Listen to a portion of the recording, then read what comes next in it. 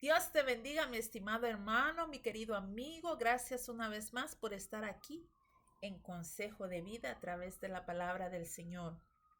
Seguimos con Marcos capítulo 2 y en esta ocasión leemos del versículo 13 al 17 con el subtítulo Llamamiento de Leví.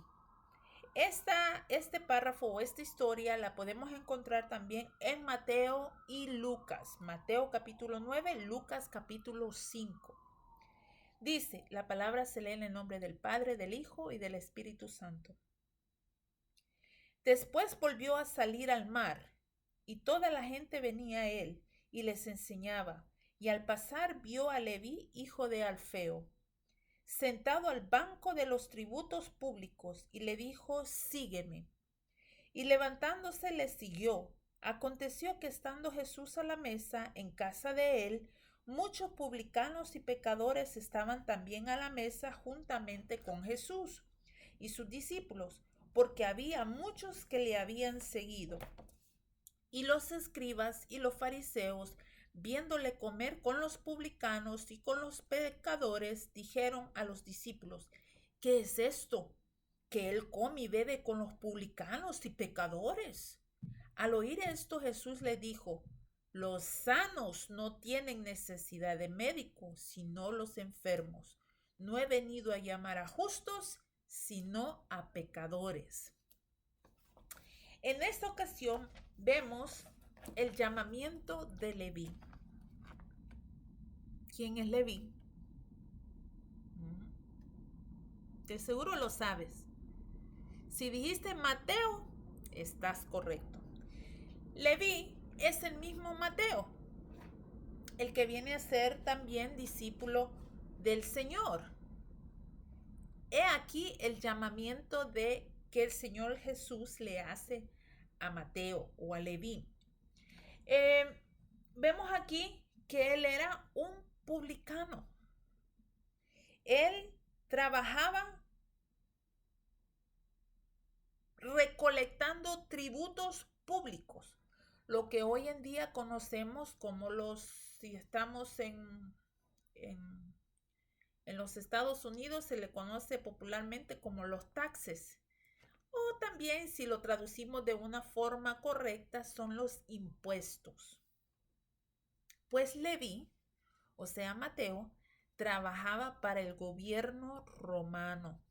Un judío trabajando para el gobierno romano era detestado. Era, por decir así, odiado por el pueblo judío. Su familia también los desechaba. No era fácil para un judío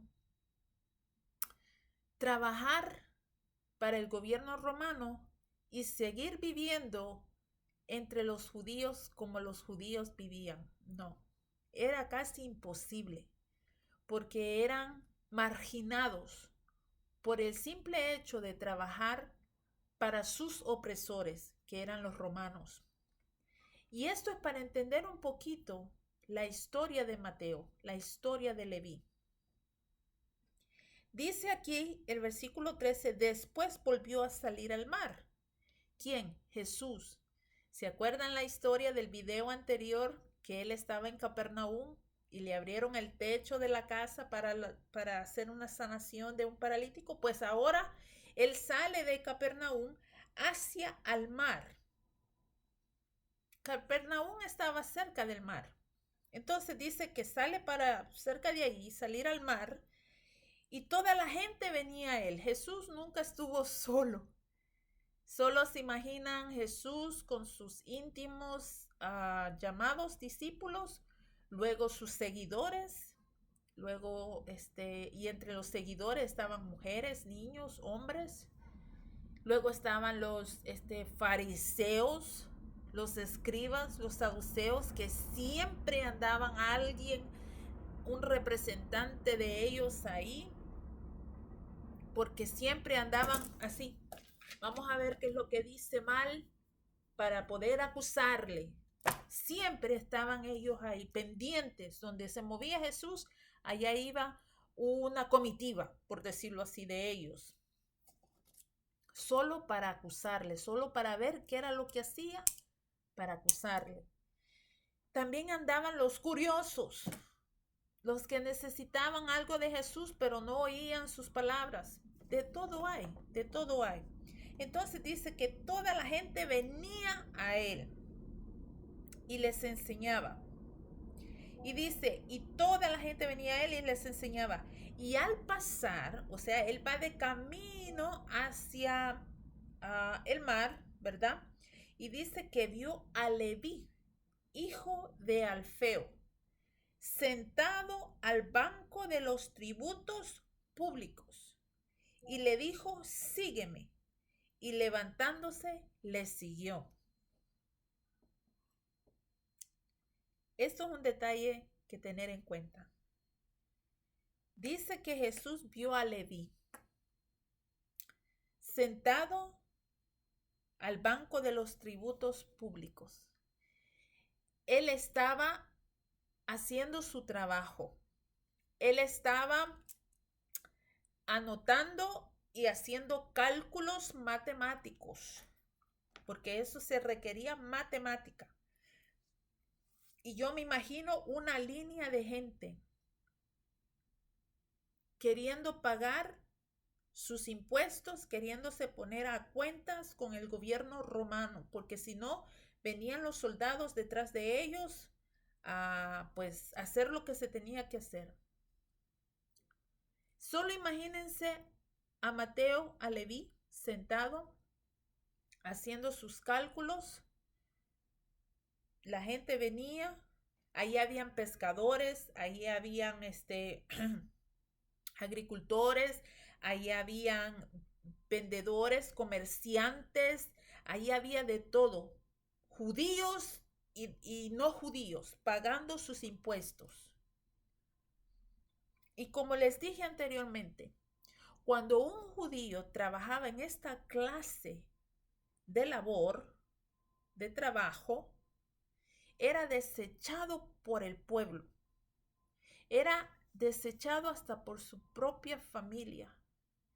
Eran personas que no podían ir a la sinagoga, no podían entrar al templo, no podían de alguna forma llevar a cabo sus enseñanzas judías o sus ritos judíos o sus, por decirlo así, en lo que se criaron ellos. Aquí yo imaginándome una escena drástica para que usted me entienda. Tal vez no podían ni entrar a la casa de sus propios padres para comer con ellos. Era una calamidad que un judío trabajara para el gobierno romano, pero algo especial tendría Mateo para que él trabajara con el gobierno. Ha de haber sido un joven, un hombre muy inteligente en los números, en las matemáticas. Ha de haber sido un hombre estudiado, por lo cual él terminó en ese empleo, en ese trabajo. Pero lo que me llama mucho la atención aquí es cómo el Señor lo identifica. Leví, hijo de Alfeo. ¿Hace cuánto no ha de haber escuchado Mateo, Leví, el nombre de su papá? Siendo él relacionado a su papá. Siendo él relacionado a sus raíces. Leví, hijo de Alfeo. Y dice que el Señor, le dice el Señor a él, sígueme. Solo imagínense, el hombre está en su trabajo. Tal vez puede ser que tenga línea de gente o no, pero él está en su trabajo. Y le dice el Señor, sígueme. Leví no le contestó al Señor, déjame terminar esta línea de gente y te sigo, o déjame poner los 2 semanas de retiro para dejarle saber al gobierno pues que me voy contigo. No, él no le dijo, déjame, a ver, termino esta cuenta y luego te sigo, Señor. No, dice aquí que levantándose le siguió. Él dejó todo ahí. Él dejó todo ahí.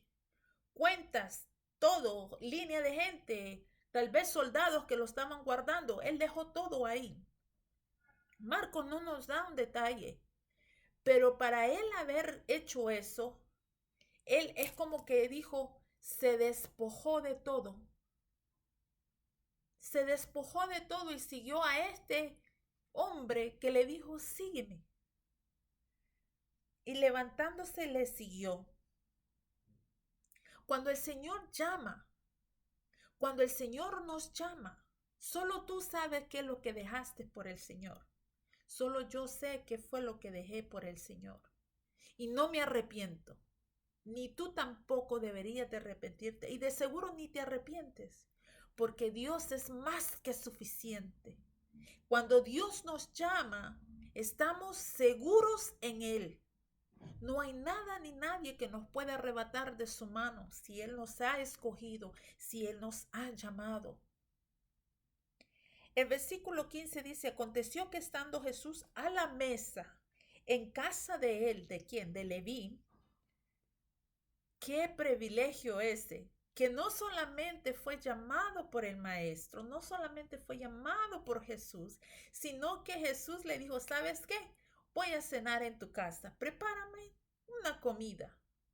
Y él va a su casa, a la casa de Leví, donde nadie a lo mejor lo había visitado, donde a lo mejor él nunca había tenido invitados, porque no era judío, no era romano, pero tampoco los judíos lo querían. Él no podía invitar a sus familiares o a sus amistades judías porque no iban a entrar a la casa de un pecador, de un publicano. Y él no era considerado romano, por lo tanto, tal vez no ha de haber tenido amistades cercanas romanas.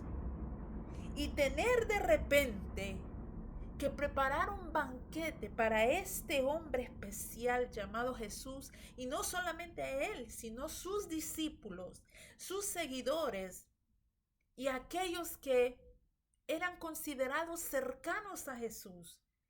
Yo me imagino que Leví se sentía contento, feliz, que su casa estaba viva, estaba llena.